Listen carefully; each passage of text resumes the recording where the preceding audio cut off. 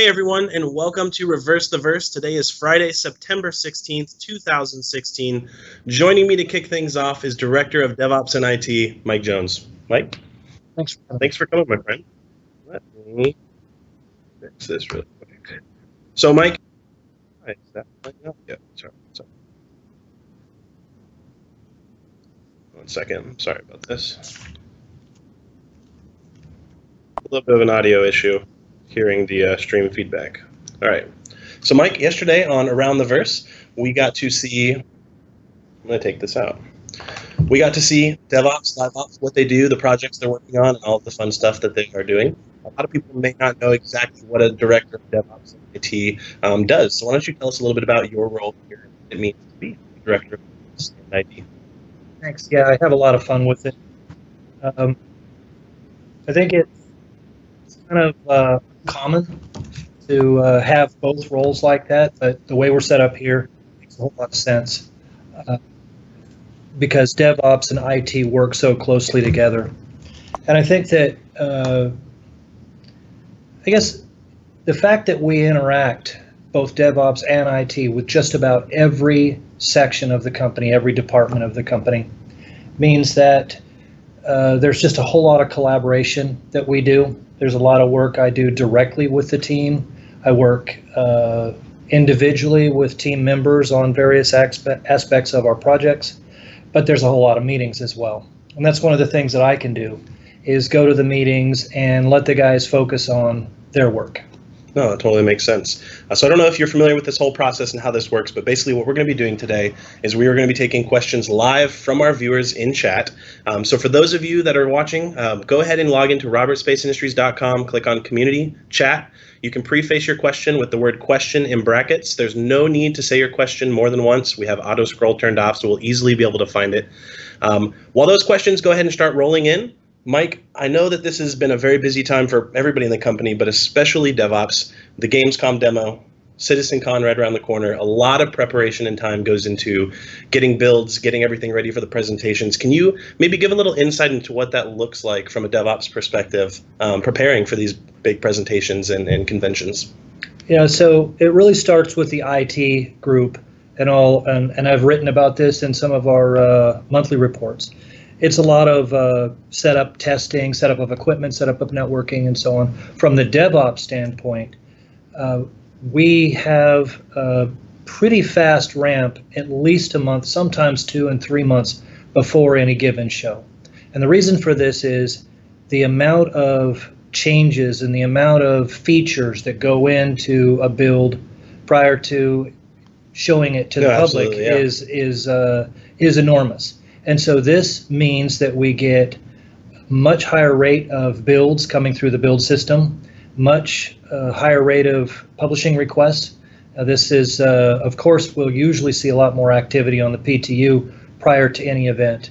But what people may not realize is that we're also doing a tremendous amount of activity inside the company, because every time a developer pushes a change, we want to see that change come through the build, how it interacts with every other change, so it all mixes together. We push that out, and we deploy sometimes 6, 7, 8 publishes a day, depending on what the group is and what the needs are. Yeah. So that's one of the things that keeps us busy.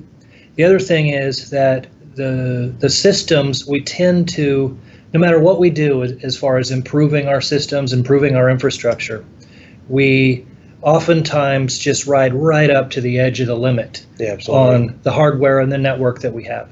So oftentimes production teams, the development team in general, will ask us to do something that we haven't done before. And this requires the guys to really put in a lot of extra effort, because one of the things that we strive to do is make these changes or enhancements to the system with zero downtime.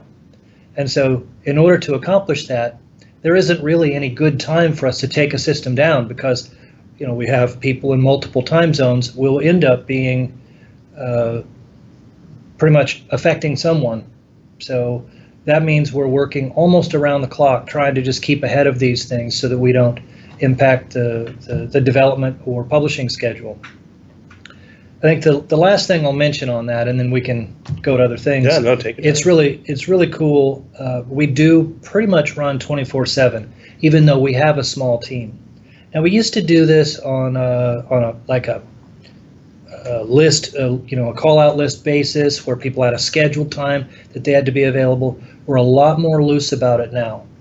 Basically, everyone is just on call. Just depends on the roll of the dice, whether it's you that's needed or whatever. We'll go ahead and call someone. Most of the guys don't have any problem with this. Some people just leave their computer on all night, or they'll leave their cell phone with Skype on it right next to their bed. Oh, yeah. So our response time especially during the big events like Gamescom or CitizenCon rather, is really quick. Yeah, it's actually really funny. I can relate to a lot of that from QA, and a lot of people in the community actually a lot of people in the community ask, when do you guys sleep, specifically to the QA team, because they see us in Discord, they see us on Reddit and the forums interacting with people as they are, loading into a new PTU build. And so, from their perspective, they see QA doing this ridiculous amount of hours, but honestly, on the other side of things, we're asking the same questions to DevOps, because yes, we may work, some crazy hours or flexible hours rather in order to meet business needs. But I wake up sometimes and I see Skype messages, and especially from Miles Lee. Miles is one of our build engineers, where I'll see a message from him at 1 in the morning, and then I'll see a message from him at 3 in the morning, 6 in the morning, 9 in the morning. I'm like, if you look at his messages, he's not getting solid sleep. And a lot of that's not something that we ask of people. These people are just really dedicated, and it's one of the. It's absolutely right.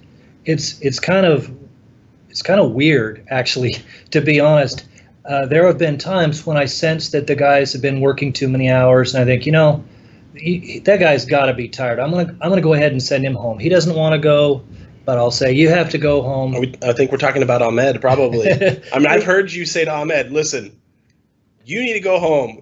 Get out of here. Then he'll go home, but you can't control it, right? Well, but the problem is they just go home, they open their laptop, and they keep working. Yeah. So I think it's just it goes to the pride of what we're doing. I think there's an excitement in what we're doing, and it also feels really good to be able to be the one that answers that question, or that kicks off that build, or solves that problem. Because think about this: if we screw up on a publish, or if we have some sort of a hang up in the build system, or there's a bug that comes through and it stops the forward momentum of what we're doing, there's a ripple effect, and the impact on the amount of people that takes down and drops their productivity is just exponential. It grows really fast. So we really like to be on it, and that's one of the things that we're very proud of. Yeah, no, I know that everybody, especially in Austin, who works closely with you guys, it's a very cohesive work environment, especially here with being the publishing hub. Appreciates all that you guys do. So thank you for that. So what do you say we waste no more time and jump into some questions from the viewers? All right. So let's see what we got here. Well, this is actually an easy one. How many people are on the DevOps team? 9 people. 9 people. I have 9 people on DevOps, and I say 9 because I count myself as one. That's completely fair. And so is there anybody else outside of Austin, or is the DevOps primarily here? Well, look, I mean, it's all on how you want to. I look at it as one giant team. Does it really matter where we sit, honestly? No, it's true. I mean, if we send one of the guys over to another studio because they need some extra support, I mean, we really are everywhere. Yeah. But yeah, the bulk of what we're doing is here in Austin, because this is the publishing hub of the company. Okay, cool. So a lot of people don't even realize how much responsibility falls on, your department, your team. Basically, the game, the development, they couldn't even continue without that foundation of DevOps providing those builds and making sure that everybody has internet, everyone's connected, everybody's getting things in a timely manner. You mentioned yesterday some of the patch reduction changes we're making, and Pickett in Around the Verse about a month ago talked about some of the Delta patching stuff. I think a lot of people don't realize that all affects us internally, just as it does externally. We copy builds, and we'll be using the same type of technology. And so just food for thought really is that a lot of the stuff that people talk about in the community where they're like, why do I have to re-download the whole game for this new patch? We want that stuff addressed just as much as the community, because ultimately it helps us make the game in a more efficient time. Yeah, in fact, that's it's a huge amount of data that we're moving around. Now, internally, we'll move more data than we want to have to move externally, of course. But yes, we do use the same data delivery technology internally as we do externally, and that's because we want consistency in testing. We want to be looking at the same thing that the end users are going to be looking at. Yeah. And so, yeah, there is an impact, and this patch project is huge for us. It's, we tried to fix this before, and I think we made great strides. We went from super slow to super fast, but we still struggle with the size of the patch, and there are technical reasons for that, which I mentioned yesterday. But the important thing to know is, I think it's what Pickett says: we eat our own dog food. So it is a kind of a weird. I don't know term, if I've heard that analogy, but I understand it. But there's an impact, and this is why. In fact, I don't know if you know this, but the other day when you came and told me that your network speed was slow, it was actually because we were delivering these so much of this data through this mechanism into the QA department, and you happen to be on the same network leg. So okay, so that makes sense. You just swapped it out. Yeah, that's why. I thought you were just angry at me. You're like, I'm going to give Tyler some slow speed for the next few weeks. No, this is it really is going to be a big impact. I know for the end users, but it's also going to help us. I think it's going to turn builds around faster. It just helps everything. Yeah, no, it's going to be great. Not only for live releases, but for the PTU environment. That's one of the things that we struggle with. Is sometimes we want to get a PTU build out there, get it tested, find out how it's working on a larger scale, and then put, the turnaround time we want to be quick, but we have to wait. The bandwidth, and then people that have data caps. I mean, it's going to be good. There's a lot of steps to a publish too.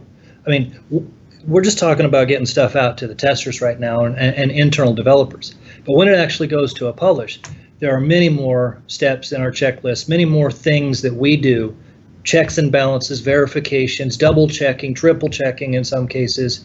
And it's also quite a bit more tedious because we have very specific directions that we need to go in order to get the data to line up. Remember, now we're dealing with, it's not just internal debug stuff. We're talking about actual player data when it gets out there. So it's a lot more specific process. Well, absolutely, absolutely.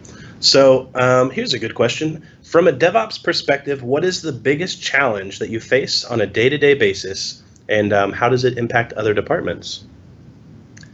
Well, that's a tough question. I think some might consider everything we do as a tough challenge. A puzzle to solve. Yeah, but I don't. I think that this is what we love to do. So we're really lucky to be able to do it. So when the big challenges come, we really have fun with it.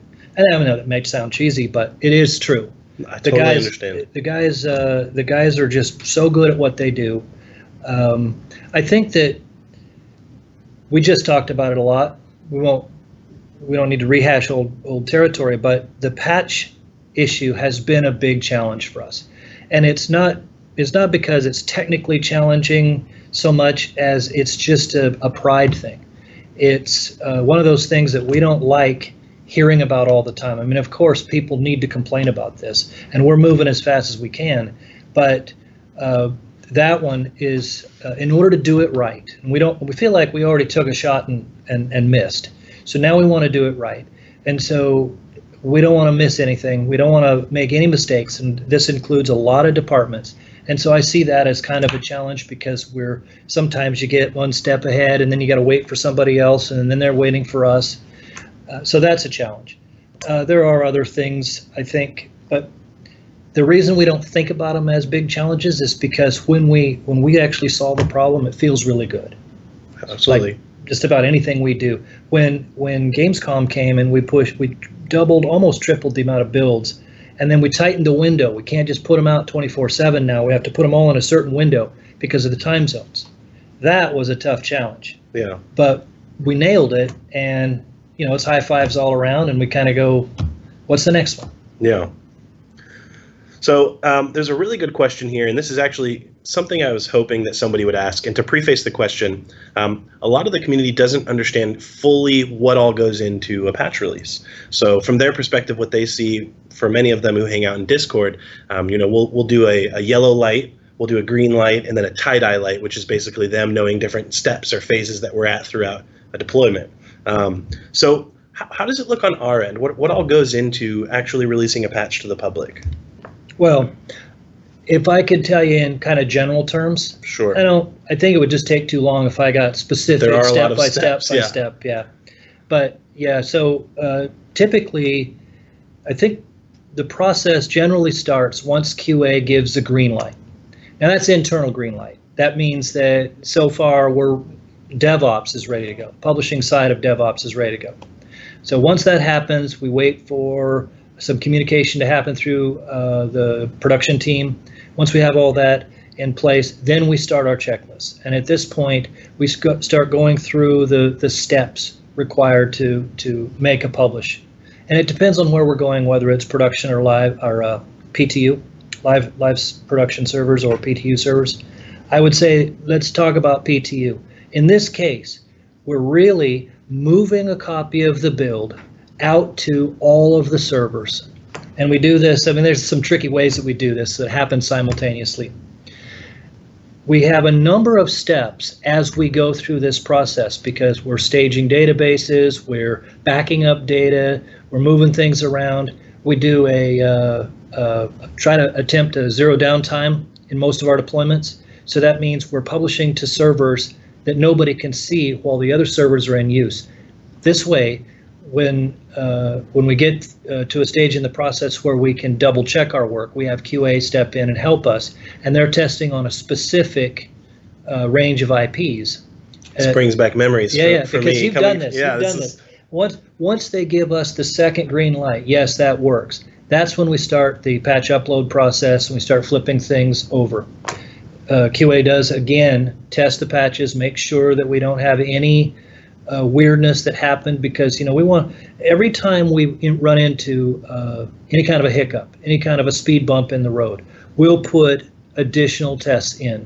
And that's where our interaction with the IT and the QA departments really is important. That's why we work so closely together. In fact, we have them sitting right next to each other, so it makes for easy communication. Yeah. And once all that's done, QA will give a final okay, yes, it's ready to go.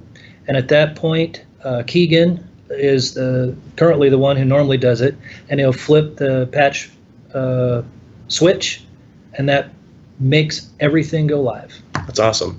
Yeah, it's really an exciting process. It's a lot of, and it's weird for me. I always talk about QA as if I'm still in QA.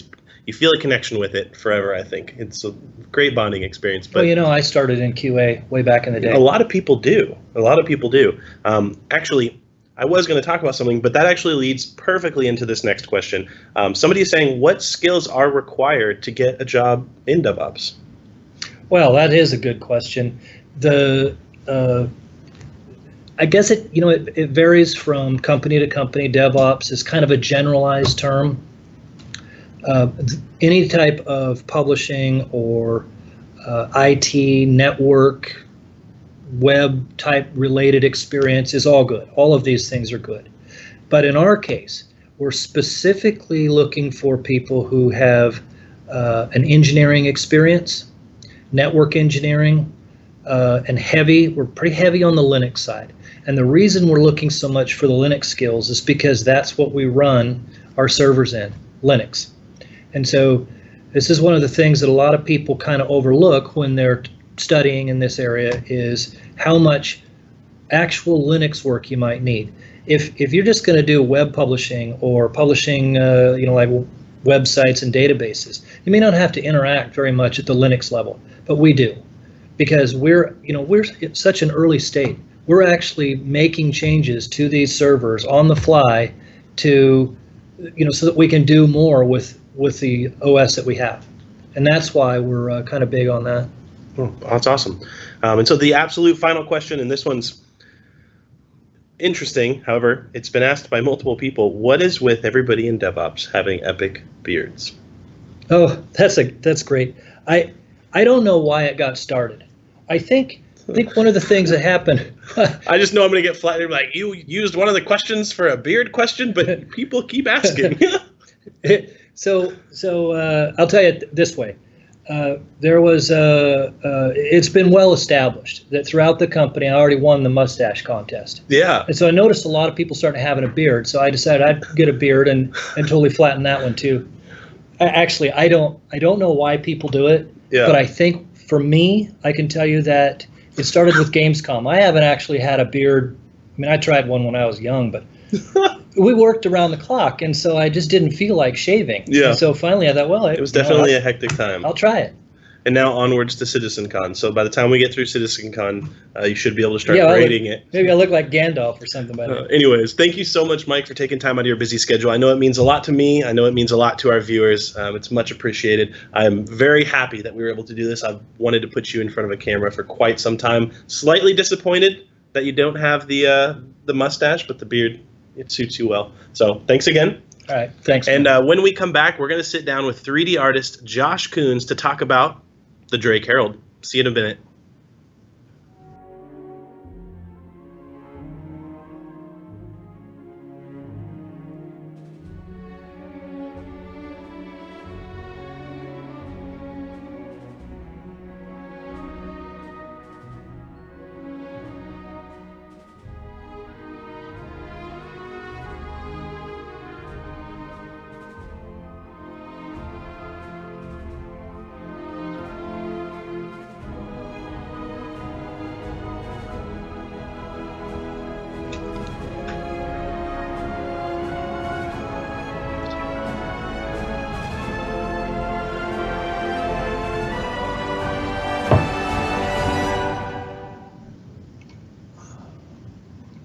Hey everyone, welcome back. Joining me now, 3D artist Josh Coons. Josh, how you doing?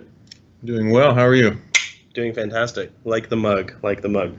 So last time that RTV visited the Austin studio, we were able to sit down with Chris Smith, and he talked a bit about how you and him work very closely together. Most recently, you guys did the Constellation together. Yes. Was that the case with the Drake Herald? No, not on the Herald. The Herald is officially my first ship that I got to do all the art on. So just completely solo. Yeah, completely solo on that, with the exception of some tandem ships. Like we got the Caterpillar in the works, which is made by the same company. So for those, so we shared some assets in between, but okay, I gotcha. I had full control on our direction on this ship, unlike the Constellation, where I did the exterior and Chris did the interior, and then we had to collaborate in between each other, just for the purposes of, that ship is gigantic. Yeah, so I guess sometimes you'll work on a ship solo, sometimes you'll work with somebody, I guess commonly interior, exterior, stuff like that. So when it comes to bigger ships, like you mentioned the Caterpillar, I guess they have an army of artists working on it? Yeah, you'd handle that ship more like other video games. When they do their environments, they have an environment team do a whole environment, multiple environments at the same time. That ship is so big that you have to build it much like how you build an environment, so you need multiple people. I'm trying to think of how many people are on that team. I imagine it's a lot of modularity as well. Like technically, I've done a little bit of art for it, so I think there's 4 or 5 people on that right now, just working in tandem. Some guys are doing textures, some guys are putting kits together, some guys are putting the actual kits that were put together before them to assemble the ship, bug fixing, and that's just one department. Right, just all types of hands involved. Oh, Design's got to get in, and design. VF. We showed some of that in the episode yesterday. Which, by the way, if you guys have not seen the segment that we were talking about specifically with the Drake Herald, make sure to check it out. It is on our YouTube channel. Lots of good information. So you may have heard me talk about it with Mike. We're going to take some questions live from the viewers. So for those of you who may have just joined us, RSI website, community, chat. Preface your questions with the word question in brackets. Go ahead and start those rolling in. And while those start, you mentioned some of those ships you've worked on. Why don't you give us a little a display of lineup of the ships that you've been involved in? So the last ship that me and Chris did joint on wasn't actually the Connie. It was the Cartual Jansko. Oh, nice. That one they wanted really quickly, so we both worked on that one at the same time. And that was the fastest ship I think we've ever done. Yeah. Before that, we did the Connie, which took a lot longer, so that was a good change of bigger pace. ship. Yeah. Yeah. Before that, I did the Mustang Delta, the military variant. I had a lot of fun with that one. I don't count that as my first solo ship because I had a base model to work off of, so I didn't actually get to do everything. But I got to militarize a Mustang, which was a whole lot of fun. Yeah, I know a lot of people love that ship. Yeah, I like that ship too. My little brother's disappointed he couldn't purchase it. Why couldn't he? It's a limited, right, limited sale. It's a limited sale. So you mentioned the Scout, and that I'm confident was a very unique ship to work on, seeing as it has a very different style than other ships. And in a sense, the Scout's similar. I know it uses a lot of the Drake, motifs, as you mentioned. But how was the Drake Herald different than some of the other ships you worked on? We talked to Chris a bit about how the pipeline has just evolved over time, and honestly every aspect of the game in development has. But how is the Drake Herald unique process? So the Herald, because it was my first ship to do, I got to pretty much go at my pace on it. For me, the difference between that one, we have like gates, I guess you'd call it, or milestones for the ships, where we have what we call, and these are called different things at different game studios. We have the white box gate, gray box gate, and then we have final art, and then flight ready. So white box is just a bunch of boxes put together in the shape of the ship, and then design goes over it, make sure everything foreseeable problems, metrics, is this going to work, is this not going to work. It's where you iron out a lot of mistakes before they become huge rework problems and people put in lots and lots of hours in the art, and then it gets stomped because the doorway's not big enough, and then that cascades through the ship for problems. It's a very iterative gray box process. is a little bit more final. Word that gets thrown a lot is iteration. Yeah, it's all those gates are iteration. I just see it as like a loading bar where it's 0% done. Yeah, and your goal is to get to the end. But sometimes it does this where it goes just a little bit, and you gotta. I'd say that's the same with all projects. I'd say when we painted the green screen room, our loading bar was going up, and then we realized there was paint on the carpet. That's where it went back a little bit for us. So let's see here. What do you do to find the best way to get inspiration for a product, project, or ship? So I guess when you are working on these ships solo, there's a lot of intricate details in the ship. How do you go about coming up with what to do? That's a good one.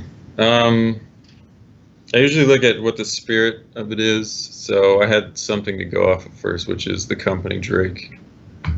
Ever since I got here, having very clean, defined profiles for each company was important for me because you could pull a lot, much like car companies like BMW, Volkswagen. You got your German group.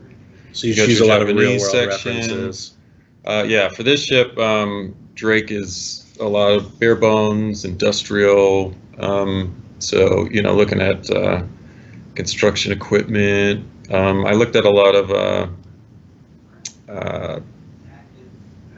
missile testing, where they have the missile in a bay, or not missile, jet engine. They'll have like the fuselage and everything, just all bare bones, and the guts just sitting up on like a engine block, and then they're test firing it. And I used a lot of stuff like that for the Drake Herald because it's mainly it's just one big engine attached to a cockpit. So yeah, I love the art style with all the exposed wires and that Drake look. Yeah, something that draws a lot of people towards that manufacturer. And that wasn't previously there, and I was like, we got to get this more skeleton looking. Awesome. So let's see here. Huge fan of your work as a 3D artist, still in school. Oh, that's an inspiration question. We kind of already went over that one. So how involved are other departments throughout the development process of a ship? So I imagine they're talking about design, VFX, audio. They're all over me, man. Can't get them off. And so is there literally bouncing the ship back and forth between the teams while you're in the modeling phase? Especially yes. Yes. At all phases, especially towards the end. That's the that's where the producers have a lot of fun, is right at the end when everything is culminating, coming to a head. That's when usually all the problems start happening. And they're all like, oh, I didn't see this. And that's why we have white box and gray box, to get rid of as many of those as possible and make that end culmination not so atomic bomby. Sounds like it comes full circle and back to that term that we used earlier, which is iteration. Yeah. I imagine that a lot of the things that you have to model have to match what design and the functionality of the ship is supposed to be. Yeah. And then I imagine I like to kick back to design and talk to design as much as possible, even about, even the littlest thing can be a huge problem in the end and cause the artist to have to redo a lot of work.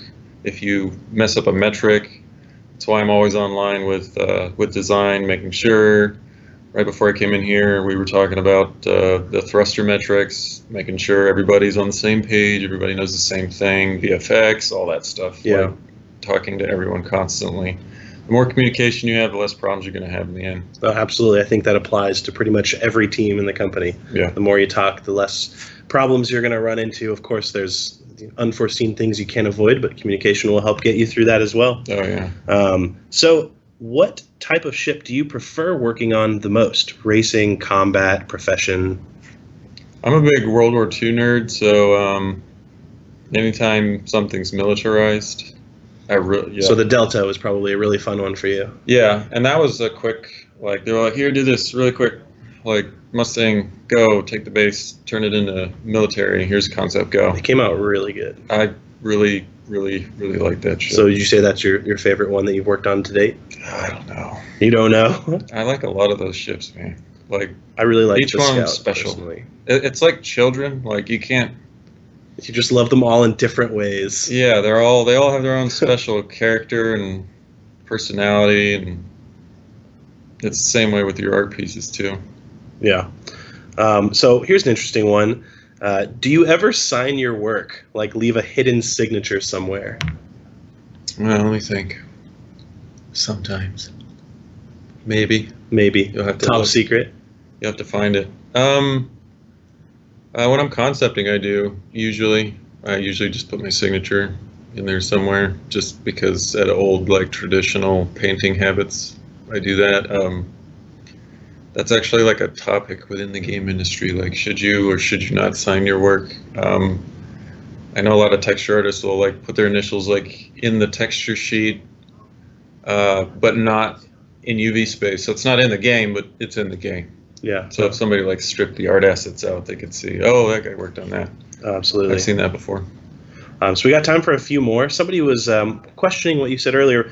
Do you know what assets are common between the Caterpillar and the Herald specifically? All kinds. Yeah. All kinds. Just to keep the style the same, we try and reuse as much as possible. Textures, a lot of textures. If the Caterpillar doesn't have textures that I need, or vice versa, I'll make them, or somebody else will make them. The Herald,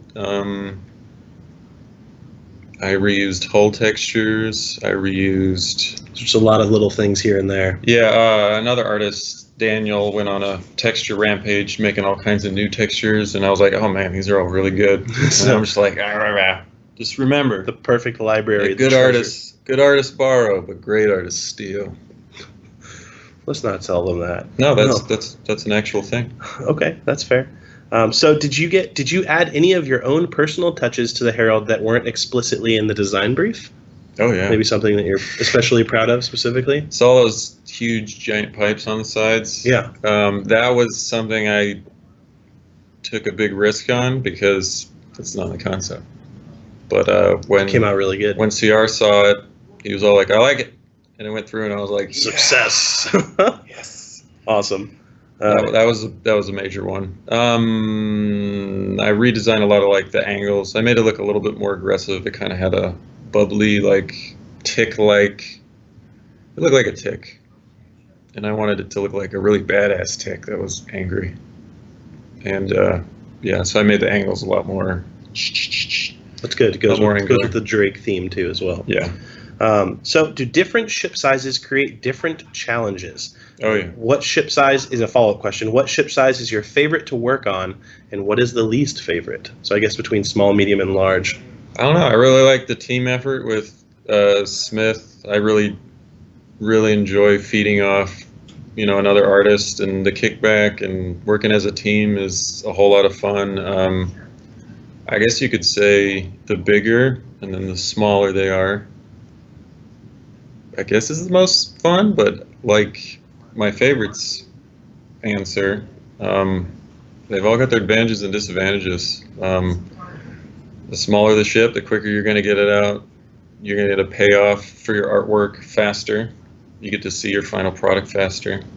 Whereas the big ones like the Connie is the longest art asset I've ever worked on continuously in my life. But when it was done, I looked back at that time and I was like, I actually had a whole lot of fun. And now due to the structuring and of the pipeline and the process improving and whatnot, it's just going to keep getting faster and faster. Oh yeah, like the Connie variants are going to get popped out like in 1/10 the time it took to do the Connie. Yeah, it's funny you mentioned that. So for our final question, quite a few people have been asking this. What is next? What ships are you going to be working on in the future? So I got the Cutlass up next. The Cutlass rework.